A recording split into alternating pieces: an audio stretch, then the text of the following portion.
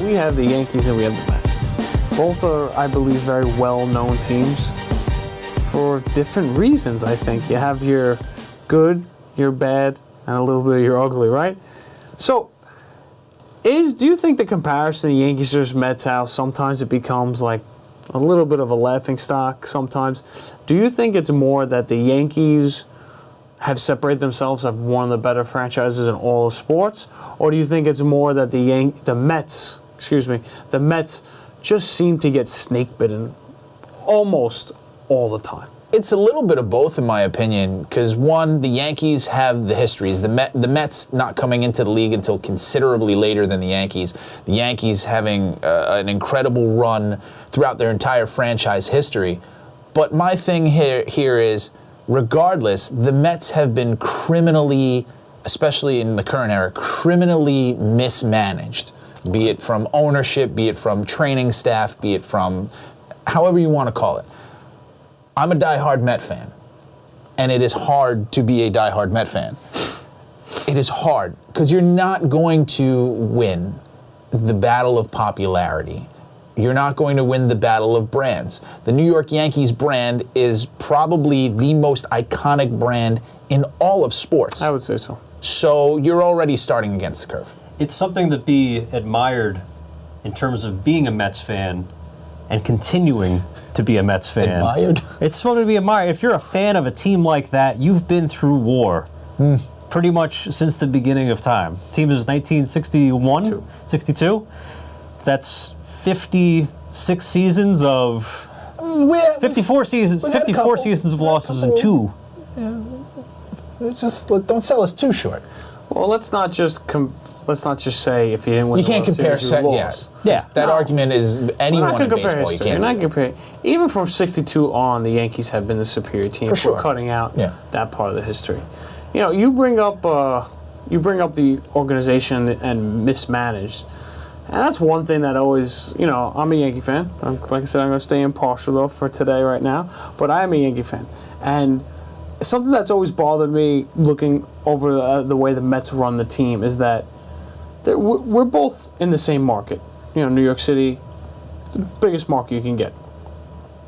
And I understand that the Yankees brand is always going to be a little bigger than the Mets.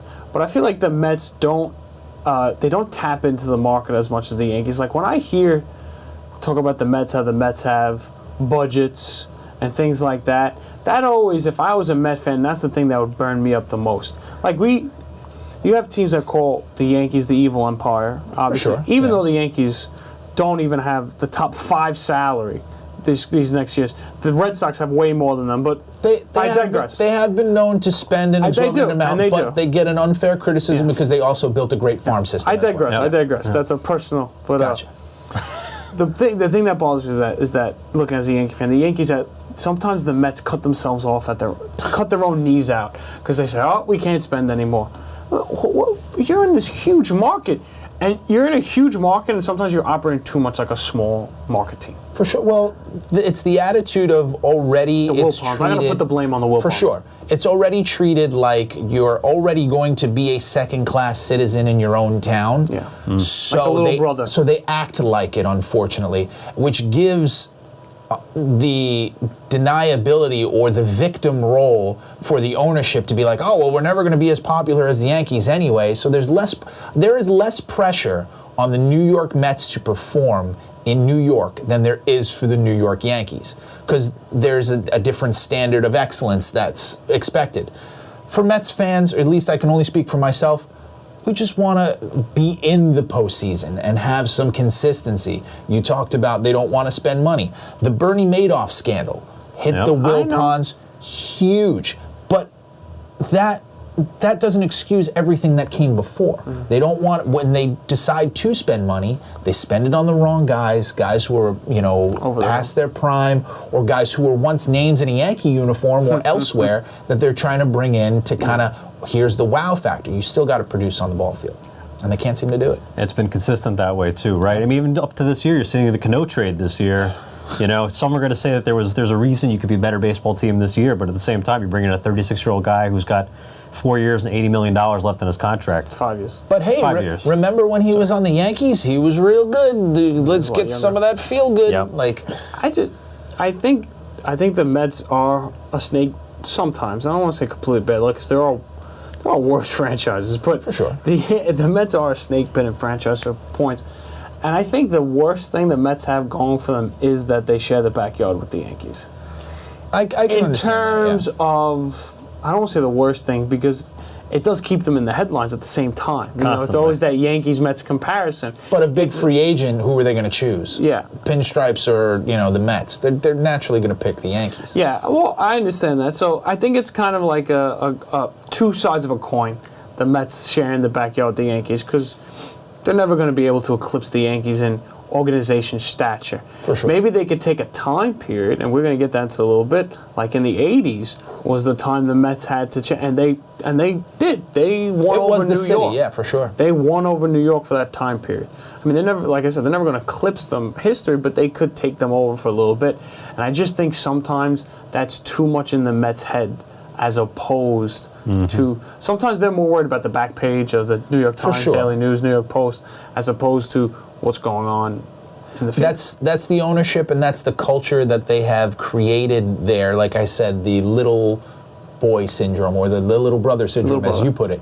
We're always trying to punch up and worry about the Yankees as opposed to worrying about putting a great training staff together. How many injuries must this team suffer Fat snake bitten, yeah. before every one of that training staff? I hate to say people need to lose their jobs because people have families to support, but these people need to lose their jobs. If you're that bad at your job and consistently these people are getting injured in ways that boggle the mind, you shouldn't have a job. The criminality that you show about on the Mets side, though, at the same time, the reflection of that is in the Yankees side, where it's just operationally, from end to end of what they do, it is known for excellence, and it really comes true.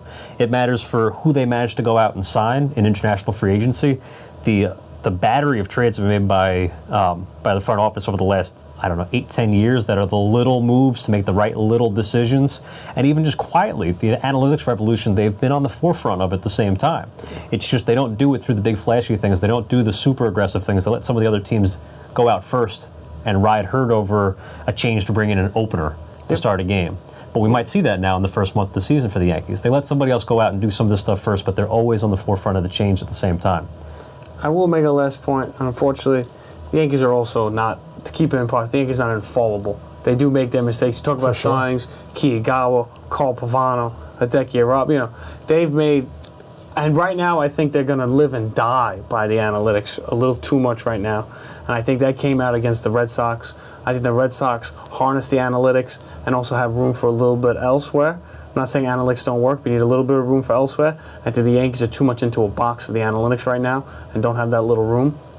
But we'll talk about that, in a little bit, maybe with the.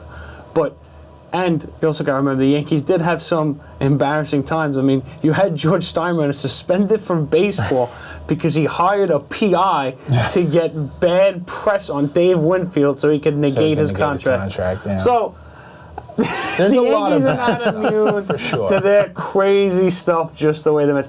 Maybe it's just being in New York, guys. We're always getting a little bit crazy.